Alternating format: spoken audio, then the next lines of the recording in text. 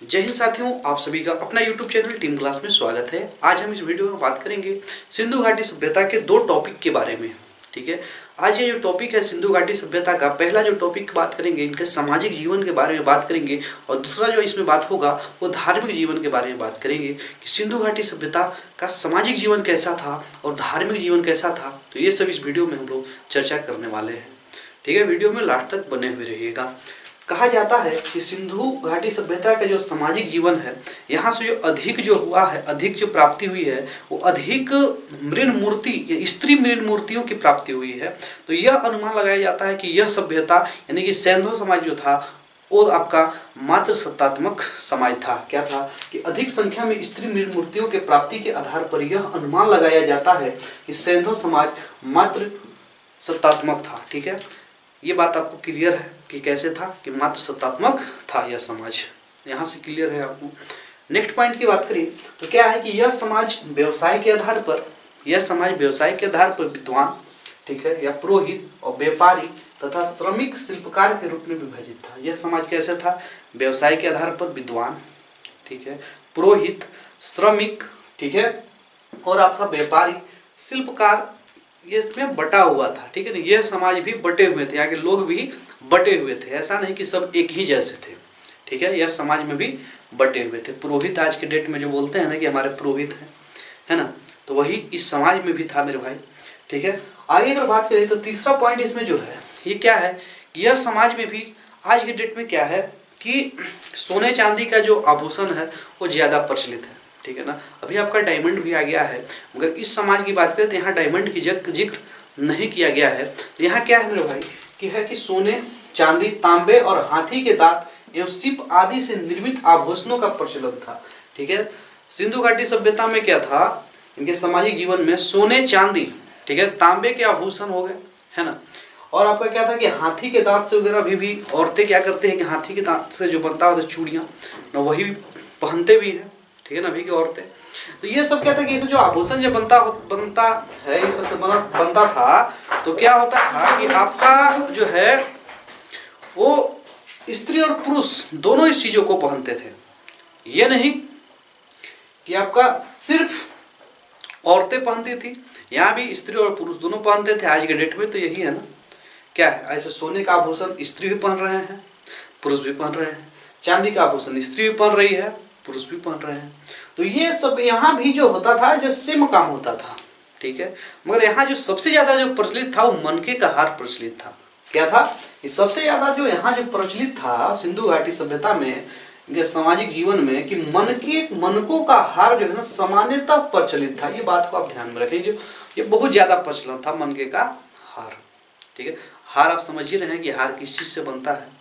ठीक है, आइए अभी सामाजिक जीवन में तो यही इन सबों का बात था। अब हम इसमें बात करेंगे आपका धार्मिक जीवन के बारे में कि सिंधु घाटी सभ्यता का धार्मिक जीवन कैसे था, लोग कैसे जी रहे थे। तो ये सब भी चर्चा करना बहुत ही जरूरी है। ठीक है, तो अगर बात करें धार्मिक जीवन के बारे में तो सिंधु घाटी सभ्यता के लोगों का धर्म क्या मुख्यतः प्राकृतिक पूजा पर आधारित था।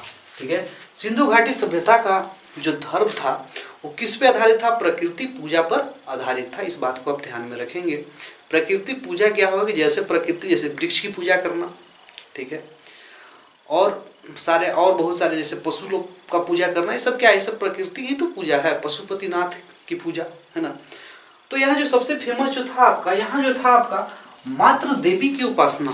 ठीक है, यहाँ सबसे जो फेमस था वो मात्र देवी की उपासना, ठीक है, सर्वाधिक प्रचलन था। इस बात को ध्यान में रखेंगे कि सबसे ज्यादा क्या प्रचलन था इनके धार्मिक जीवन में, तो मात्र देवी की उपासना सबसे ज्यादा प्रचलित यही था।